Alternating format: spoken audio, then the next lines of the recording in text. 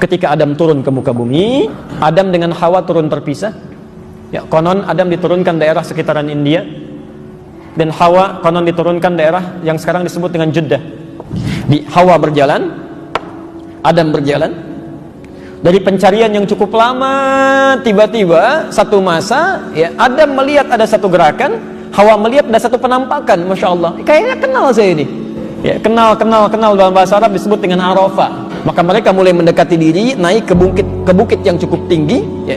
Bukit yang disusun tinggi untuk mengenali, itu dalam bahasa Arab disebut dengan Arafah, jamaknya disebut dengan A'raf. Karena itulah sekarang tempatnya disebut dengan Arafah. Kemudian mereka berkumpul, hidup berkeluarga, sampai Hawa kemudian mulai mengandung. Ketika lahir, baik, kelahiran pertama kembar. Perempuannya cantik luar biasa, Masya Allah. Laki-lakinya biasa. Lahir kedua lagi, kembar lagi, ya, kembar lagi. Ya. Maaf, laki-lakinya cukup biasa juga, perempuannya biasa juga. Ya. Kalau ukuran cantik dengan yang pertama, lebih cantik dari yang pertama. Nah, sedangkan hukum Allah saat itu, kan karena belum ada umat, belum ada perkembangbiakan, ya, keduanya harus dinikahkan, kan? Harus ada pernikahan. Maka yang terjadi, hukum Allah menjadikan keduanya mesti dilakukan pernikahan secara silang. Di perempuan di sini, yang tadi lebih cantik disebutkan, ya, harus menikah dengan yang satu di sini. Sedangkan laki-laki yang di sini menikah dengan perempuan yang lahir belakangan, atau kelahiran kedua. Iblis berjanji saat sebelum diturunkan, saya akan goda semua anak cucu Adam. Saya akan turunkan keburukan-keburukan supaya menyimpang dari perintah Allah, seperti pernah saya kerjakan.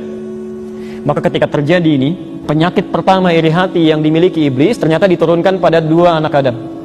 Bagaimana caranya? Ketetapan yang sudah diberikan, nikmat ini yang perempuan dinikahkan dengan adiknya bisa gagal, dia tetap menikah dengan yang pertama dan adiknya kehilangan nikmat yang telah ditetapkan itu.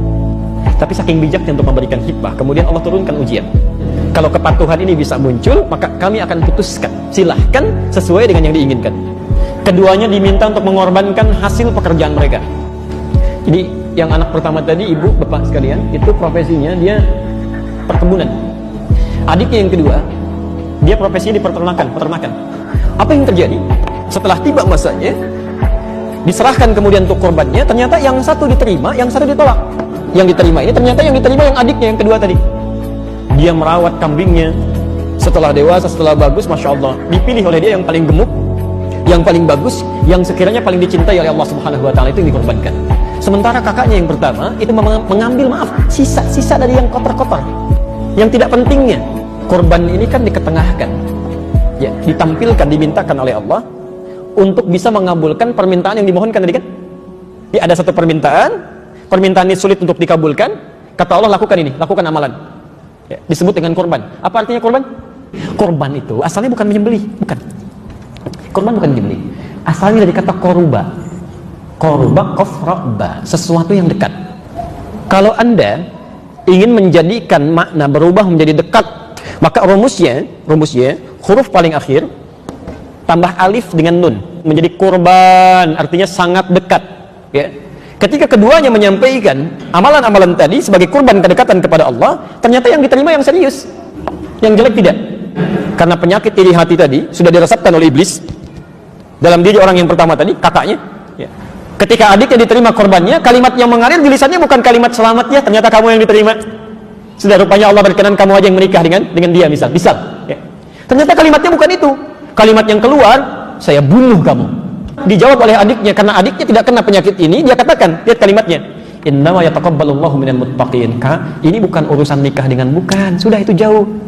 Ini hanya isyarat dari Allah supaya kita meningkatkan takwa kepada Allah Subhanahu wa Ta'ala.